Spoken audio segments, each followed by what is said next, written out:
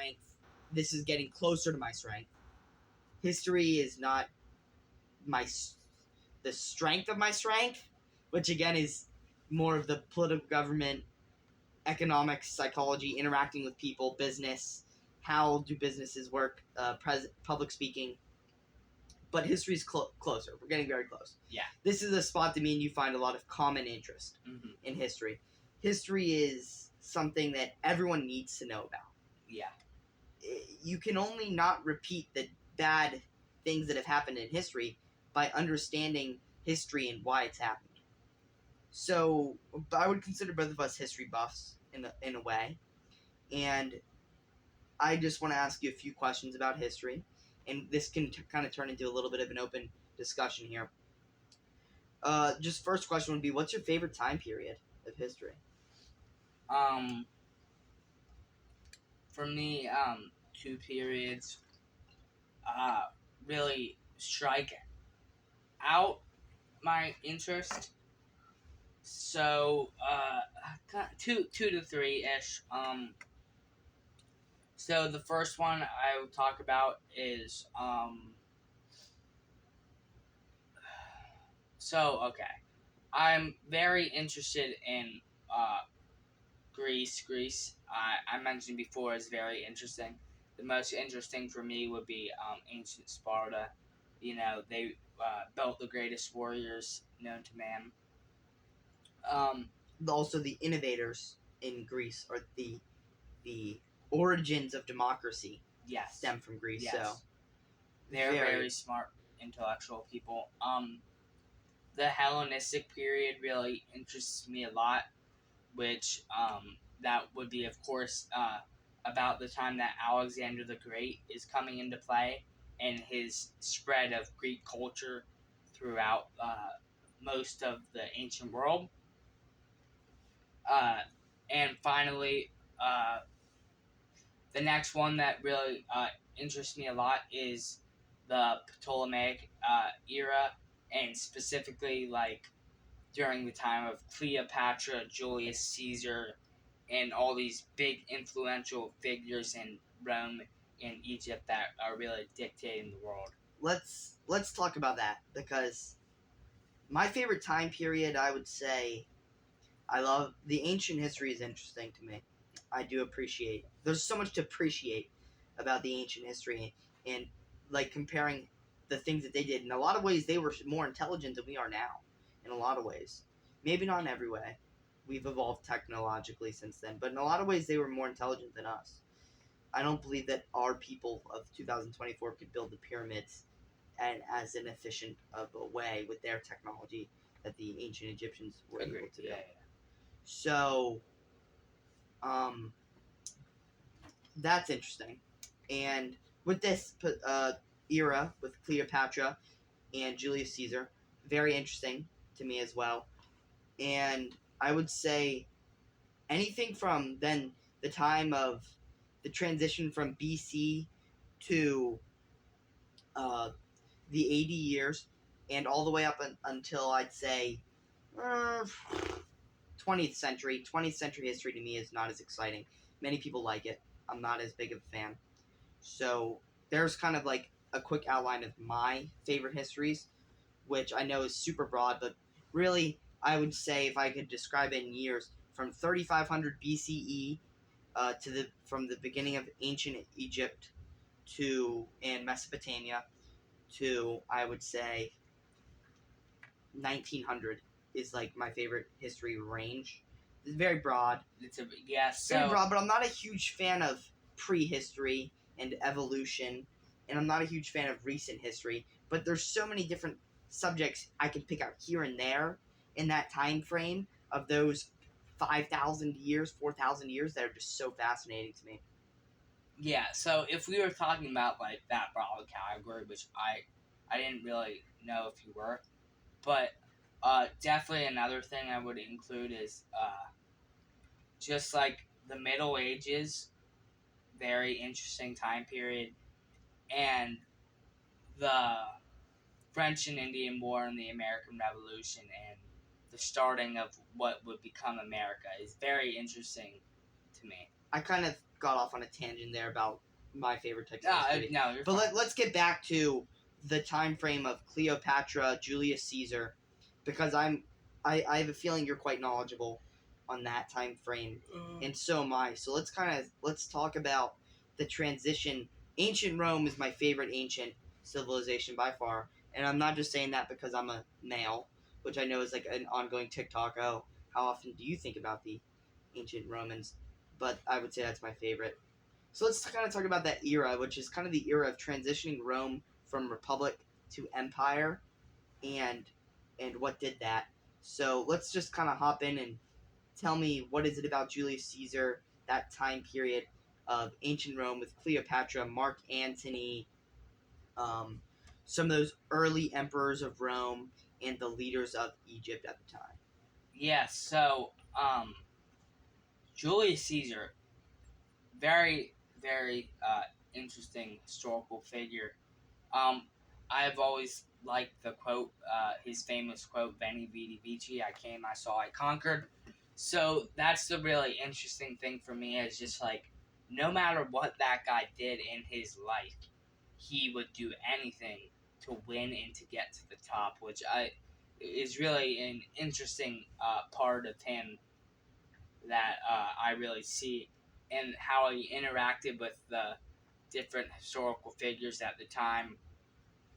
A really interesting part of his life was the civil war with Pompey Magnus, another big historical figure in Rome, in which he would end up obviously winning. So he's just a very interesting character based off of his personality and his rise to the top of the ranks and becoming the most, honestly, one of the most important and one of the most influential historical figures in the world at that time and to this day. The story with Julius Caesar and Pompey is quite fascinating. And just to give a quick little broad explanation of that for the audience members that aren't quite as familiar with this time period of history as you and myself. So Julius Caesar, Pompey are really at this time of the end of the Roman Republic, kind of having a power struggle here for who's going to be the consul of Rome. Okay, they really are power struggling. Julius Caesar is going on these tremendous military conquests, including capturing Gaul, etc., etc., and he ends up forming the first triumvirate of ancient Rome with Julius Caesar, Pompey, and Crassus. Okay, correct? Yes. Just following along for the people in the audience that don't understand this story, because you said how fascinating it was, and it really is. So then they kind of don't get along. You know, Julius Caesar and Pompey, they don't get along. But a lot of times, what they would do in Rome, whenever there would be these political elites that would not get along, is they would marry into each other's families as a way of like bringing each other together. So Pompey ends up marrying Julius Caesar's daughter. Okay, Julius Caesar's daughter is now married to Pompey. They're in the triumvirate. They're kind of all working together. Julius Caesar as like this military leader. Pompey as kind of like, I would say, also strongly egotistical, power hungry leader. Caesar was as well, but his focus was really militarily. And then Crassus, who's the third member, the most forgotten member of the triumvirate, who happens to be kind of just a political philosopher type. And they end up all not getting along very well. It ends up getting to the point where they kind of are battling each other for a sole leadership of Rome. And Pompey ends up fleeing to Egypt at one point during this conflict and is killed by Cleopatra's brother, who is the co-pharaoh at the time with Cleopatra, I believe, and ends up showing Pompey's head to Julius Caesar on a plate whenever Julius Caesar comes to find Pompey. Julius Caesar really doesn't approve of this whole conflict. He's kind of like, yeah, I didn't like the guy, but you're going to show me his head. This is my daughter's husband. And then this is how the whole relationship with Julius Caesar and Cleopatra starts, which is a whole nother historical story for another time, and just fascinating. And I would say that this transition, Rome also, just on this subject, transitions into a empire really because of the actions of Caesar after Caesar is murdered is fascinating stuff as well. I don't know how familiar you are with the future of Rome after Julius Caesar. Is that something you're also interested in? Yeah, I am familiar with that. So the story of Augustus and The second triumvirate. the second triumvirate, all that stuff. I mean, we don't need to turn this Yeah, podcast yeah. into a historical information session, but so we should. So I was just gonna one final point about this.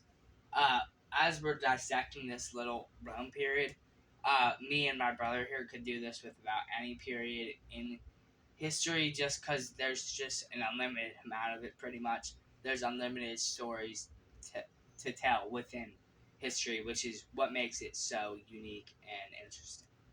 Okay, so another question I wanted to ask you is, so we kind of talked about that favorite time period, types of history.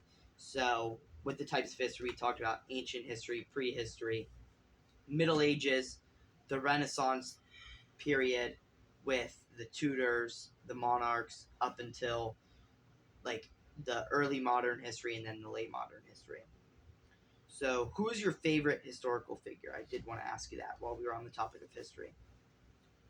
Um, so this is just like a really tough question because there's honestly so many, but one of my favorites that stands out to me is King Leonidas of Sparta.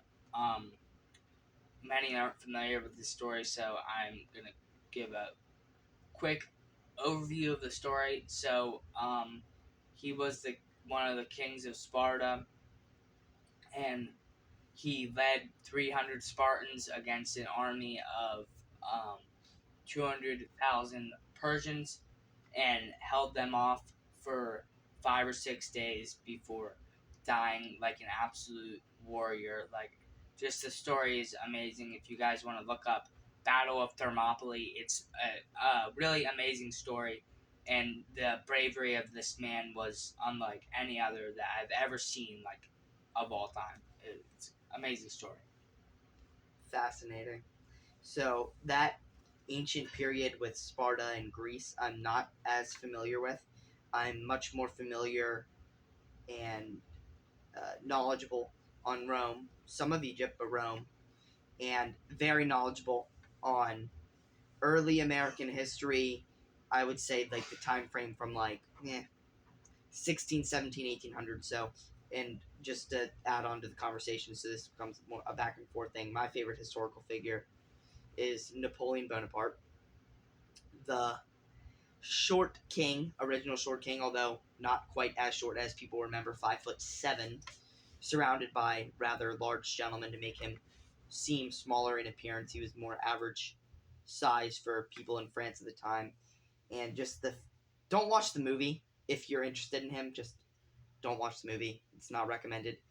But just the story of how he came from a smaller, not very powerful family, not rich, not born into wealth like most politicians, and his rise from uh, just a artillery officer to the supreme emperor of France within a 10-year period, really, from 1789 and during the French Revolution throughout the Reign of Terror and all the way up until whenever he really gains full and complete power um, from Maximilien de Robespierre and uh, King Louis XVI and kind of the conclusion of the monarchy that occurred in France and the Reign of Terror, and then just this time period of France at the time is just tragic.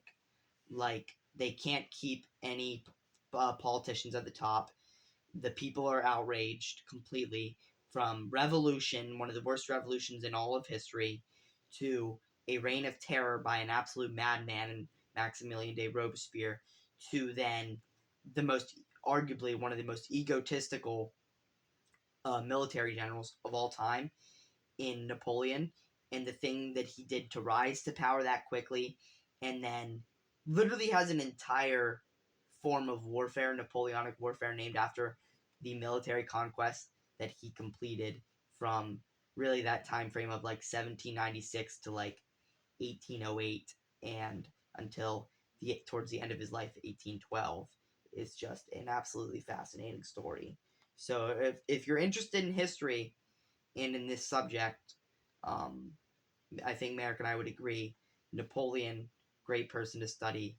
Sparta, Marek's favorite, great to study, as well as the ancient Romans, ancient Egyptians, and so on and so forth. So, the last couple questions I wanted to ask about in this related field before we move on is, is there any conspiracy, or sorry, not before I get to that, I want to make sure I ask this question. The last true history question I wanted to ask you. And I'm sorry if I'm talking a lot. This is obviously a subject that we're both interested in. Okay. You're fine. What is your favorite event to study in history? Like, just a singular event. I know we talked about time periods and people, but what specific event is your favorite historical event to study?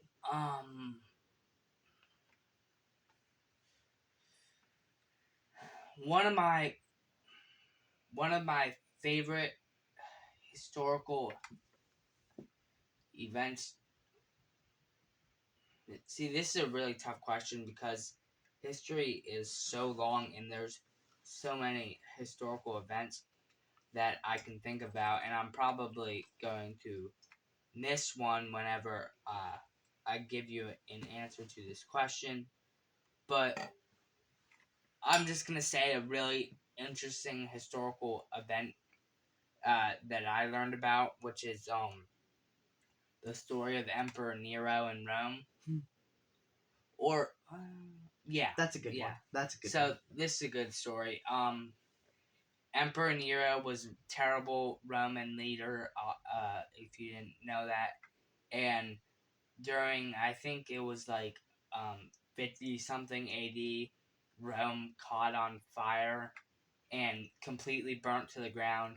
And it said that he sat up in his palace and played the song "The Fall of Troy" on his fiddle while eating and drinking wine while Rome burned to the ground, and him just enjoying it and sitting on his rich high horse while everyone else died in terror. Quite a few madmen followed Julius Caesar. Yeah. I mean, you have Augustus, who was the greatest emperor in the history of Rome, probably the first true emperor. Julius Caesar was king for life, but a little bit different because it was still technically a republic at the time.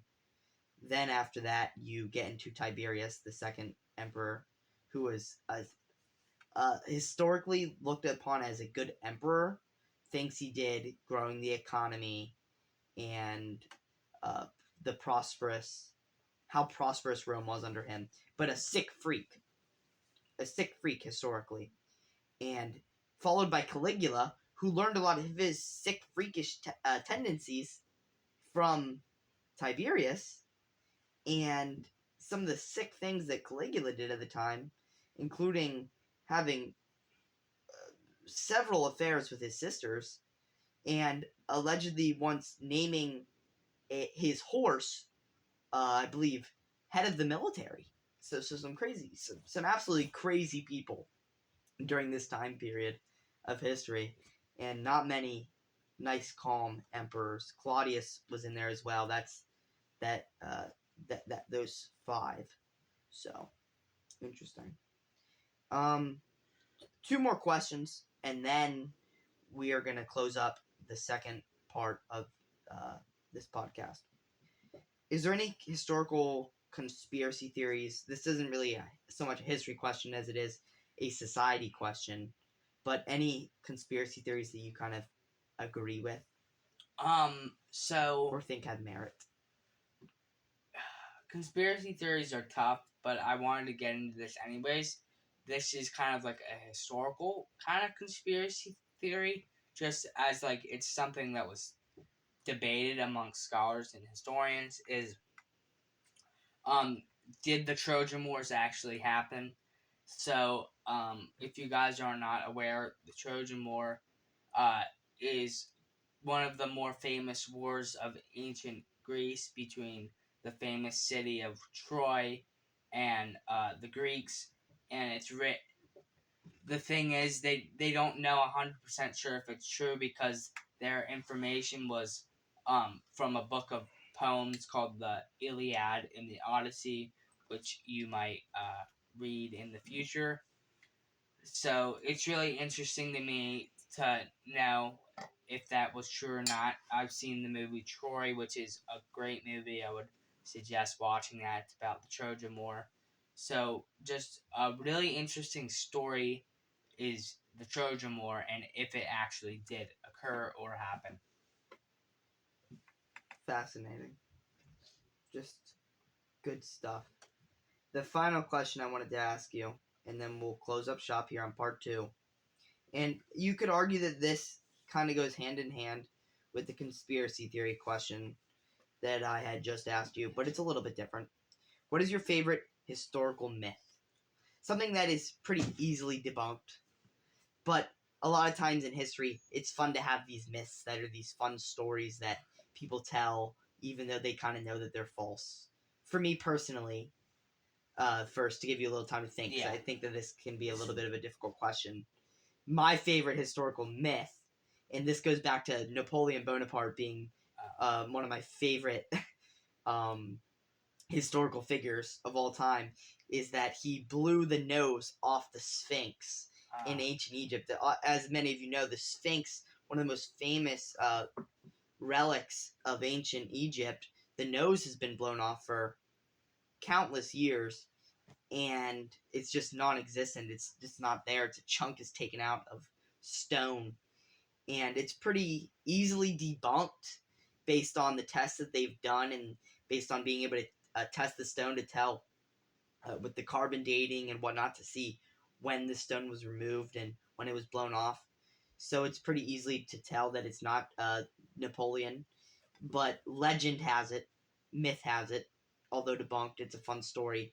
Napoleon, during his uh, conquest in Egypt, blew the nose off the Sphinx just to show his power and arrogance to the ancient Egypt, not to the ancient Egyptians, but to the modern Egyptians, just to show them, hey, I'm the man here. I'm the guy who's in charge, and just to show you that I'm gonna blow the nose off one of your favorite relics. So, just an interesting myth. Just like an interesting historical fact that I would like to bring up that people don't really know is that Alexander the Great, obviously very famous. I keep on bringing up Greek historical figures because I'm interested in ancient Greece. One of these days, you're just gonna have to sit. We're gonna have to sit down and just do a podcast where you just tell me about Greece because I'm not familiar with the history. But you make it sound so fascinating. Alexander the Great. I know this is gonna be crazy to say. He was incredibly short. I believe he was between 5 foot and 5'2" and everyone's gonna be like, "Oh my gosh, that's so crazy!" Like, he's so short, but it was actually common during this Greek period for men to be really short at 5 foot to 5'2". That wasn't uncommon. So it's just really interesting to think about because people are gonna think about ancient historical figures as like big, tall, menacing figures, and this guy was very short, but he was a dominant, assertive, male historical figure. That is going to be the conclusion of part two of our podcast. I thought that was a fascinating conversation. If you have not watched part one, like I said, go check it out. And I would stop in later and view part three of our podcast. In part three of our podcast, we're going to be discussing a little bit less than in part two. And it is going to be on politics and philosophy and the future of technology. So, good conversation so far. I look forward to completing it with Marek later tonight. and I hope that you guys will stay and watch. Thank you for watching part 2, and we'll see you later.